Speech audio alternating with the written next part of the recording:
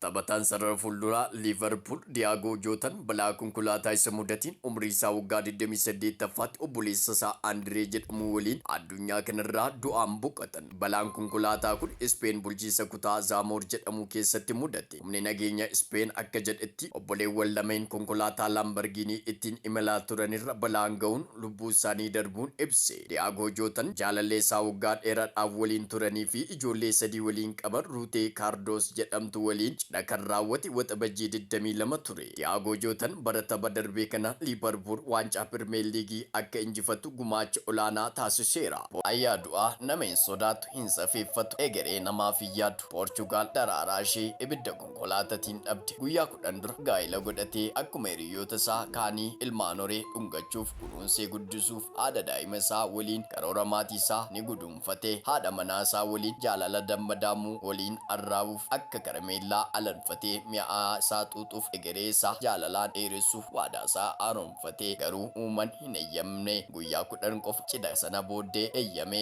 abdii isaa kichuutti citee hawwiinsaa dheekkamsa waaqaa waan fakkaattu godhee dargaggeessa fuulli isaa asheetaa guyyoota qubaan lakkaa'aman dura gammachuu geeba lamaa fi cidhaarraa ture. Har'a immoo bakka namni isa hin agarre deemee amma Anchiloot yoo waame hin dhaga'u, Saalaa Waayil isatti iyyee waames hin dhaga'u. Haatii fi abbaan isaa waamanis homaa. Haati warraa isaa ammaa jaalalleen dargaggummaa isa kaleessaa caraantee waamtus homaa. Inni godaaneera. Dargaggoonni Liivarpuul jaalattoonni kubbaa miilaa miliyoononni garee biyyaalessa Poorchugaalii fi hooman namaa dirree Anfiild imimmaan osoo kuusanii galaana godhanii aarsaa godhaniif deebisuu hin danda'anii. Inni sokeera. Diyaagoo Jootaa namummaan isaa tasgabbaa'aa callisaa naamusa qabeessa nama tureedha. Darbatamu hin darbatu, dheekamamu itti dheekamu. Xiyyeeffannoon isaa kubbaa gara goolii fuudhee fiiguu kan mijatu hiriyoota isaaf kennuudhaafi kuni amma hin jiru. Godaaneera. Garaa nama kutaa, nama daraaraa, qalbii namaa cabsaa sanuu Jootadha. Akkamiin obsu yoona haati isaa haati manaa isaa akkamiin taati laata yaaduun namatti ulfaata. Jaalattoonni ispoortii itti qorreerra nama sodaachisa. Anfiild gaddaan guutameera. Simboon isaa daaraa gaddaa uffateera. Sanuu balaadhaan balaa namtolchee balaa konkolaataan lubbuun isaa godaante. Du'a Diyaagoo Jootaa fi obboleessa isaa quxisuu Andiriyaa Silvaa dhaga'ee kan hin gaddine deeggaraa kubbaa miilaa jaalalaan dararamuu miti. Jootaa fi obboleessi isaa konkolaataa Jootaa akkana bareeddu Laambargiinii qabatanii bulchiisa Ispeen Zaamoraa keessa hulluuqanii bakka Paalaasiyoos de Saaraa jedhamtutti duwwaa waliin walitti dhufanii konkolaataan isaa ni gubate. Isaanis waliin du'a lama du'anii reeffa ibiddaan konkolaataan gubatee fi du'a qalbii biyyaaf